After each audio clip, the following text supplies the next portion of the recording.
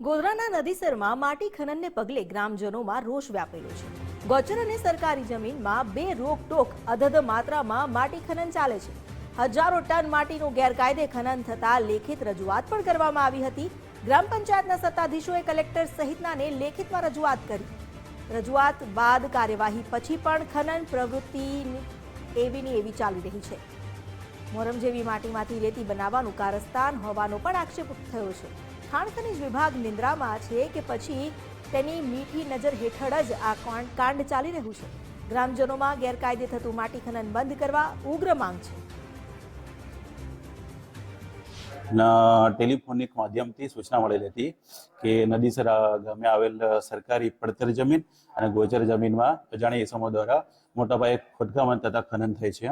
જેના અનુસંધાને તલાટી, ગામના સભ્યો, સરપંચશ્રી, ડેપ્યુટી સરપંચશ્રી તથા સભ્યશ્રીઓ ત્યાં સ્થળ પર જઈ તપાસણી કરી હતી અને જોતા માલુમ પડ્યું કે મોટા પાયે ખનન થયેલું છે અને ખનનને રોકવા માટે અમે ખાણ ખનીજ વિભાગને પણ ટેલિફોનિક માધ્યમથી જાણકારી આપી હતી અને જે ખનન થતું હતું એ ખનનને અટકાવ્યું છે।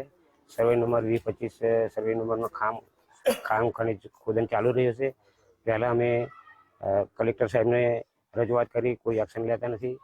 પછી ખાણ ખનીજ વાળા સાહેબોએ એક વખત તો મશીનરી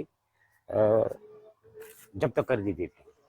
ત્યાર પછી એમને શું કર્યું, ફરી શું ના એનો કોઈ જવાબ અમને મળ્યો નહીં, ફરી ચાલુ કરાવી। ખનીજ ચોરી બહુ પ્રમાણમાં થયેલું છે ને સાંજે ને રાતે માફિયાઓ ખતરનાક છે ને એ લોકો બહુ ખનીજ કરી જાય છે ને એ આપણા ગામની ગૌચર જમીન છે ત્યાંથી ખોદકામ કરી રહ્યા છે। એ લોકો છે ને એમની પોતાની કોરી નાખી છે ને એની અંદર આ લોકો રેતી બનાવીને અને એ મોરમ નીકળે છે એના ખાડા ખાડા પાડી દીધા અને એ મોરમની રેતી બનાવીને વેચે કામ કરે છે।